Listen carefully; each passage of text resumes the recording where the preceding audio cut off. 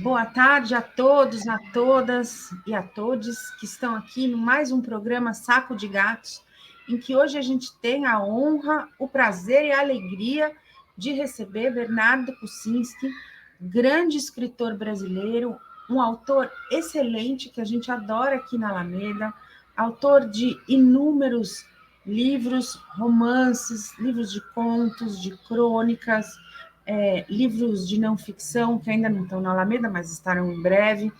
Enfim, é um prazer receber o Bernardo, agora que ele acaba de ganhar um prêmio internacional de tradução, ele vai ser traduzido para o inglês e a tradução dele foi contemplada com um prêmio, então a gente está muito feliz de falar dos livros dele e de falar dele aqui na editora. Logo após a vinheta, a gente volta com o Bernardo Kucinski aqui no Saco de Gatos.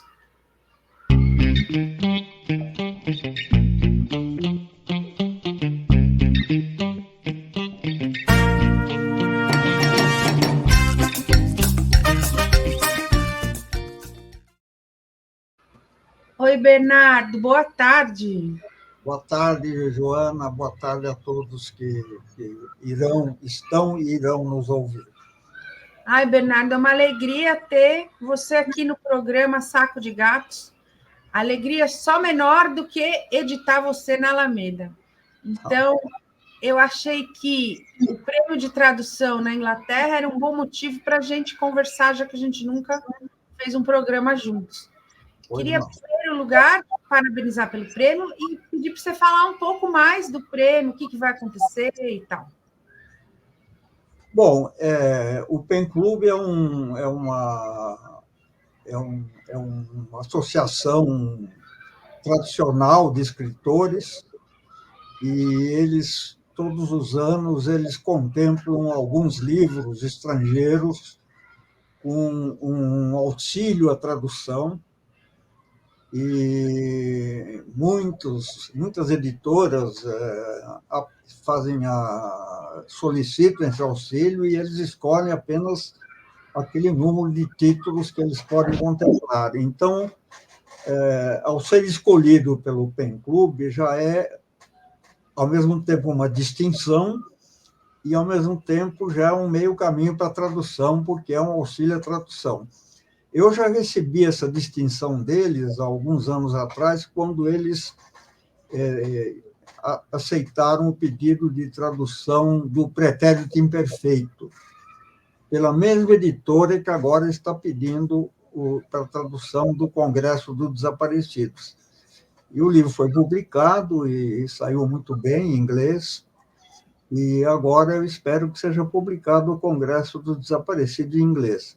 E a publicação em inglês sempre é muito boa, porque abre caminho para outras edições, porque o inglês é uma língua muito mais disseminada e aceita, e tem uma circulação maior do que a língua portuguesa, né? Embora o Congresso dos Desaparecidos já tenha sido adquirido por uma editora árabe do Iraque, antes ainda dessa outorga do PEN Clube. Há uns 6 meses atrás, 4 meses atrás. Portanto, acho que a primeira edição estrangeira do Congresso deve ser na língua árabe. Estou esperando aí para ver como é que vai ser. Que incrível, Bernardo. Bom, a gente tem uma parceria de editor a autor, já vai fazer 6 anos com 6 livros, o que significa uma produção sua muito grande. Conta um pouco desses últimos anos e dessa vontade mesmo de produzir livros incríveis que tem saído.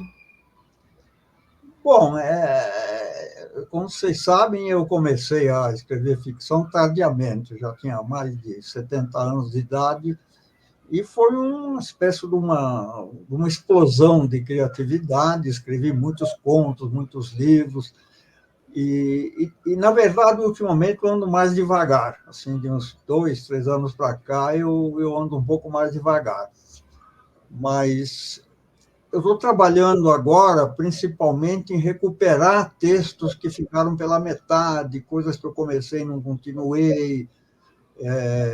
Eu agora fiz uma reunião de mais ou menos umas 30 crônicas que tinham saído assim em revistas, ou algumas nem tinham saído, e eu pretendo que seja talvez a nossa próxima publicação. A última inspiração que eu tive, como você sabe, é o Curumim, que é uma pequena história infanto-juvenil, né? E que nós estamos produzindo e que está contando com umas ilustrações muito bonitas. Você depois pode falar um pouco mais sobre isso.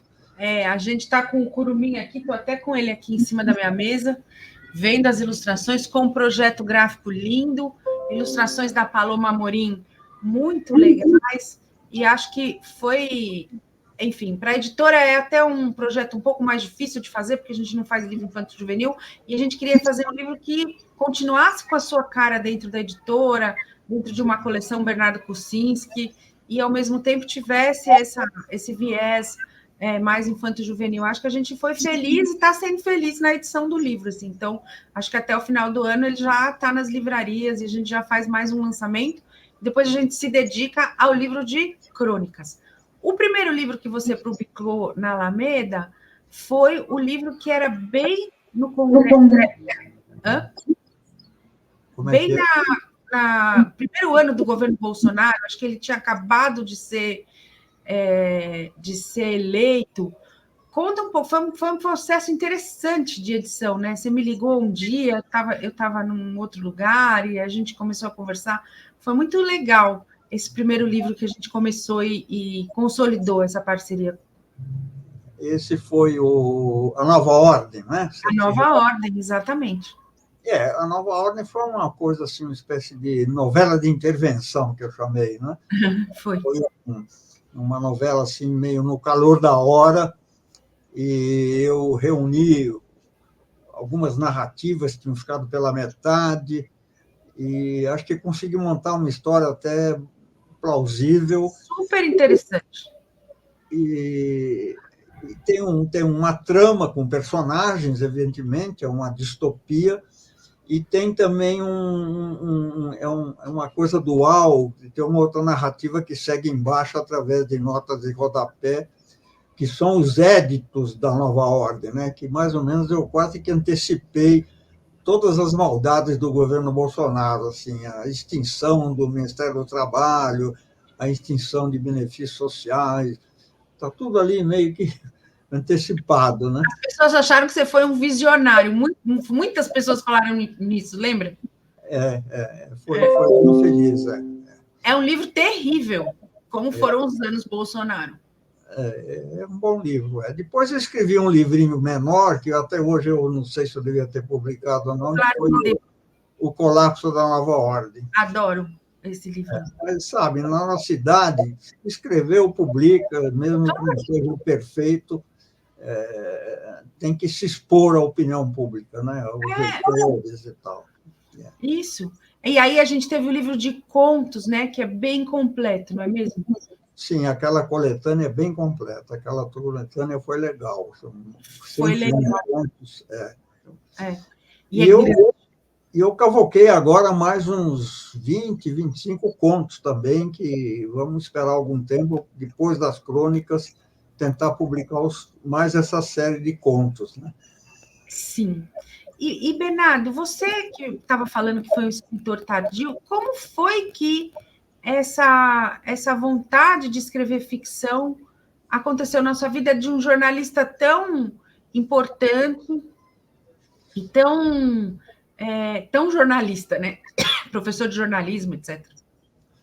Olha, esse realmente é uma curiosidade, é uma coisa que ainda vai precisar de mais alguma explicação, porque eu nunca tinha escrito ficção, né? Até atingir 70 anos de idade, mas eu lia muita ficção, sempre desde criança, né? E chegou um ponto em que coincidiu de eu ser aposentado compulsoriamente da universidade, quando você completa 70 anos é compulsório, e também eu tinha recém saído do governo Lula, que foi uma atividade muito intensa, então eu me vi, de repente, numa espécie de vazio, né? E aí, nesse vazio, eu resolvi experimentar umas historinhas, assim, primeiro umas histórias policiais, e E a primeira delas, simplesmente um folhetim que retrata um pouco a experiência de Brasília, que é um folhetim, assim, uma sátira política, que se chama Mataram o Presidente. O presidente é encontrado morto de manhã, e aí começa... É um folhetim que foi publicado em capítulos no jornal do ABCD Maior, e que justamente este ano vai ser publicado por uma editora de Porto Alegre, na forma de livro, com outros 3 textos meus. Um deles é um pequeno texto que eu escrevi uma vez para o jornal Unidade, Porque eu escrevo, e o outro texto se chama Como virei ficcionista depois de velho. E um terceiro texto é uma palestra que eu dei em Porto Alegre, que foi mais ou menos a semente que deu origem depois ao K, que é o meu romance principal. Então, a reunião desses textos, ela mais ou menos que responde à tua pergunta. Ela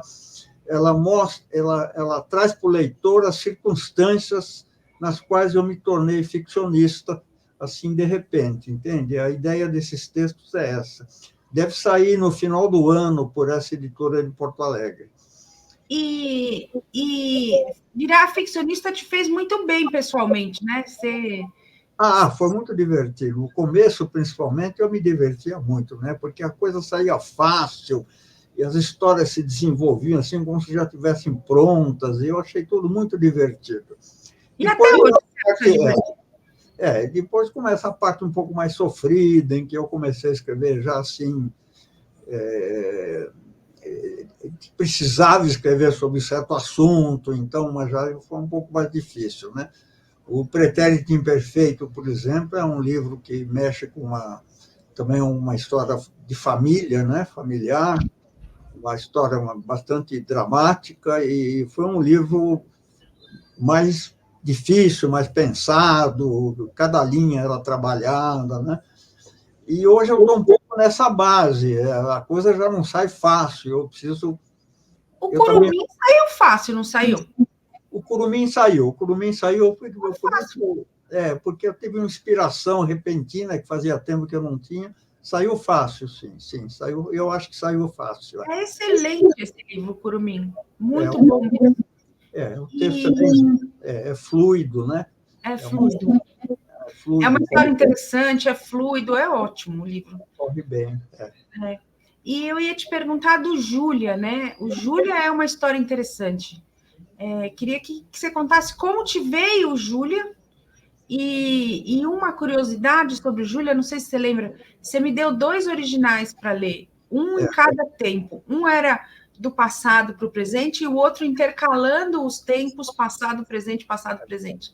Falou, escolhe aí qual você acha mais legal. E eu achei que era mais dinâmico esse passado, presente. Então, é interessante essa ideia do escritor escrever em 2 tempos, né, diferentes da narrativa. Eu acho você muito criativo nisso, criativo demais.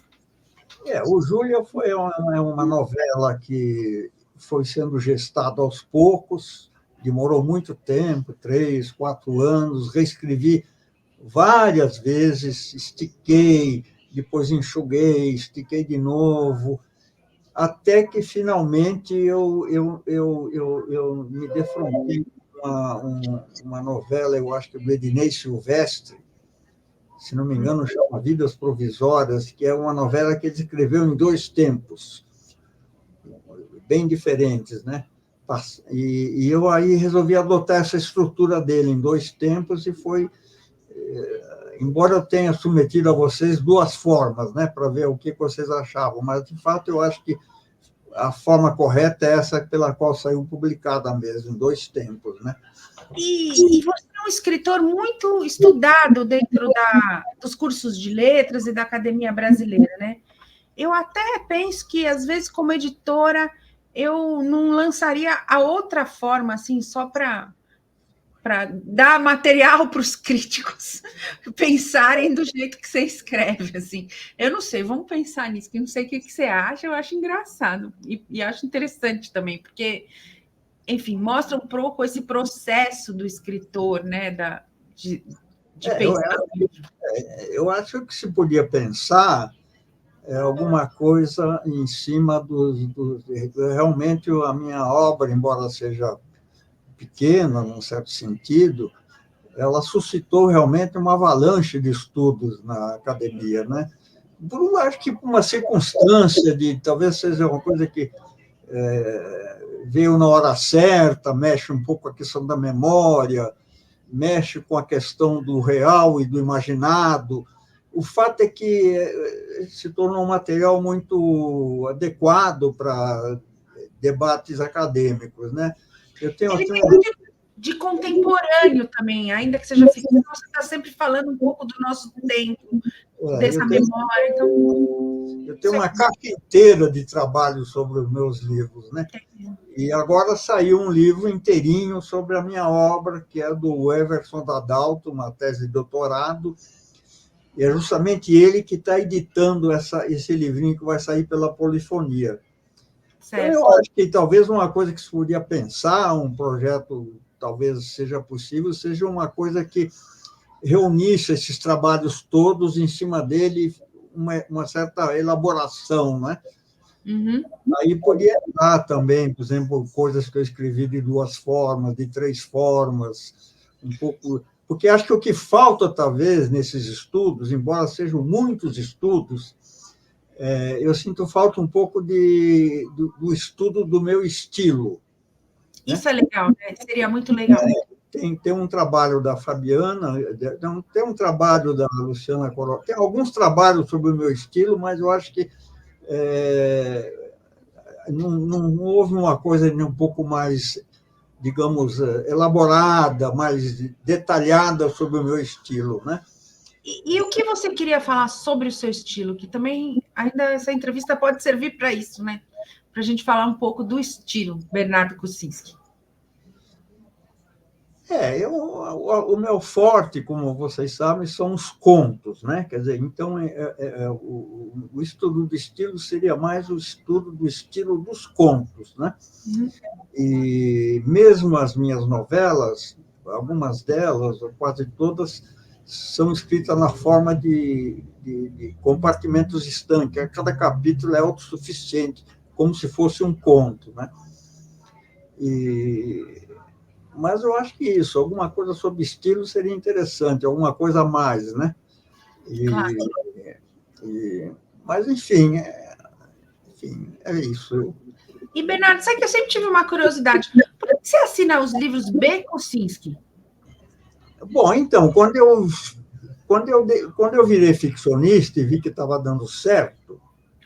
Deu super certo. Aí eu resolvi vestir realmente a camiseta de ficcionista e fazer um rompimento com a minha vida anterior de jornalista. E é por isso que eu adotei a assinatura B. Kucinski, né? Mas por causa disso, né? Mas muita gente acha, aí é que está essa questão do estilo, muita gente acha que o meu estilo deriva da minha experiência como jornalista, esse estilo conciso, com poucas figuras de linguagem, né?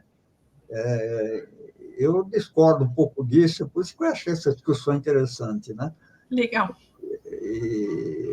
Mas é isso, eu resolvi romper com... quer dizer, eu fui jornalista até os 70 anos, depois acabou, agora eu sou ficcionista. Mas você sabe que a gente adoraria publicar um livro com seus textos de não ficção, né?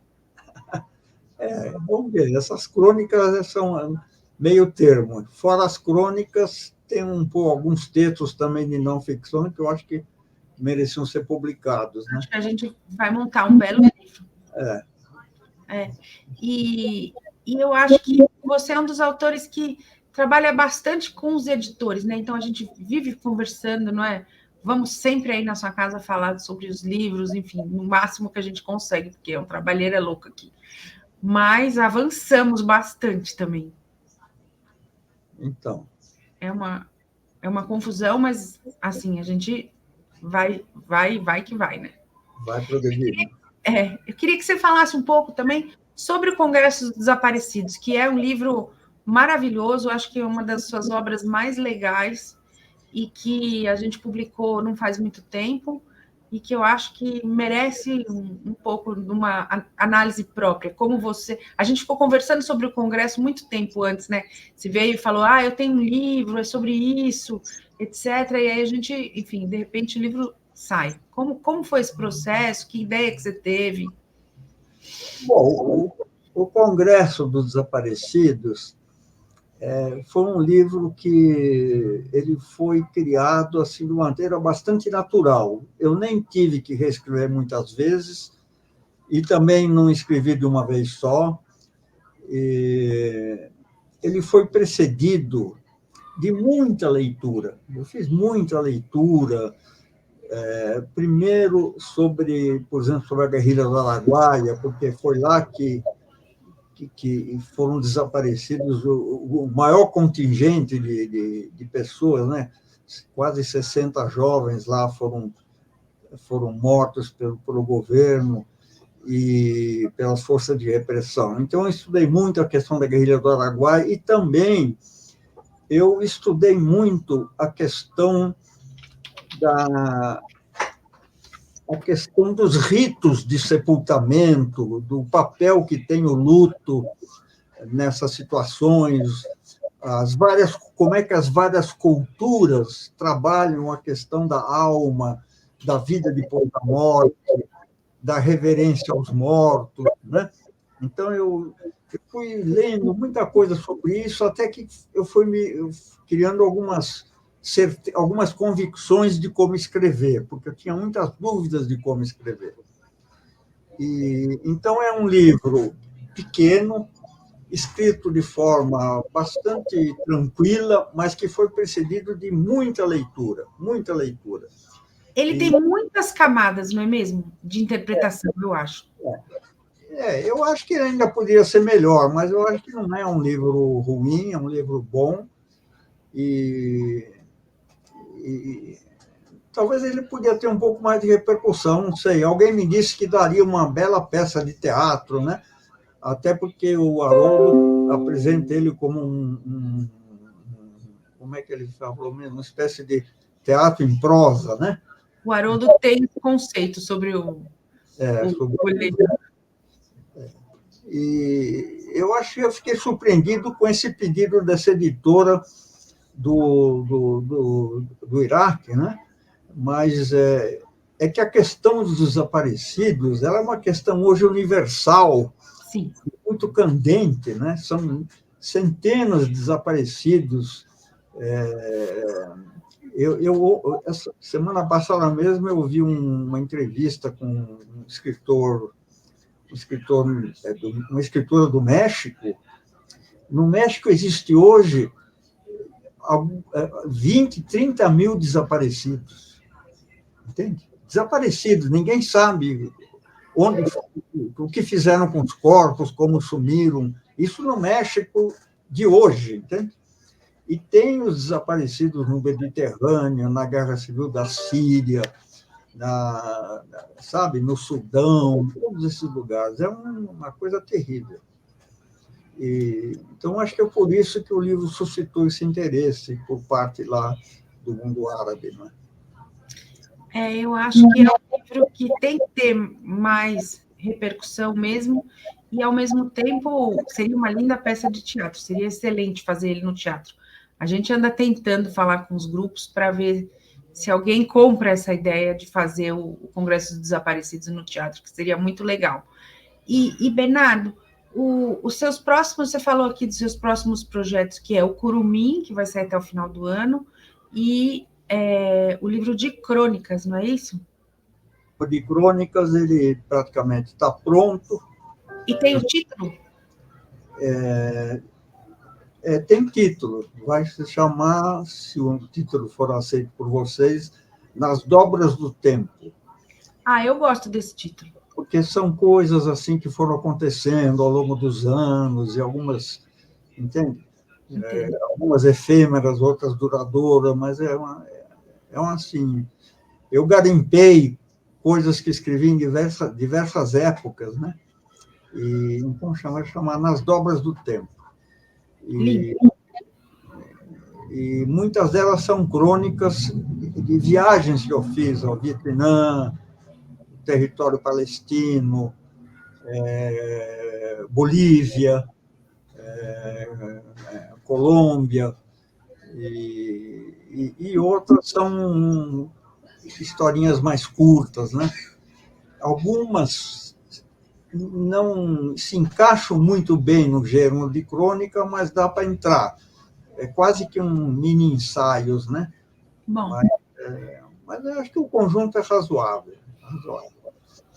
E depois disso, eu pretendo retomar uns dois projetos que eu tinha começado e tinha abandonado no meio do caminho, que são projetos mais difíceis. Um é um pouco em torno de um grande amigo meu, que foi artista de teatro e que faleceu. É uma figura realmente excepcional. E o outro projeto é uma história policial que talvez eu retome, né? Que é em cima de um crime que realmente aconteceu. Eu comecei a escrever, mas parei no meio. E eu tenho um terceiro projeto que ele é um projeto assim um pouco são encontros semanais que eu tenho com alguns amigos, né? Um pequeno grupo de amigos, a gente se encontra toda semana num ateliê de um deles, que é artista plástico, que é justamente o Enio Skeff, que ilustra muito dos meus livros. E desses encontros talvez surja uma narrativa um pouco mais sofisticada e tal, mas é um projeto bastante complexo, né? Tem que ser levado bem devagar.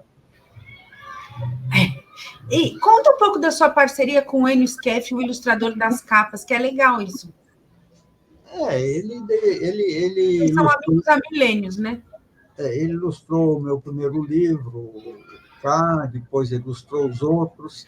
Esse Curumim, eu até estava vendo, esse Curumim vai ser uma exceção à regra, né? Justamente porque ele é um livro infanto-juvenil. Infantil e tal. Mas eu espero que o Enio não se chateie por a gente ter chamado a Paloma. Mas eu estou muito satisfeito com os desenhos da Paloma. Achei muito felizes. Combinou bem com o livro.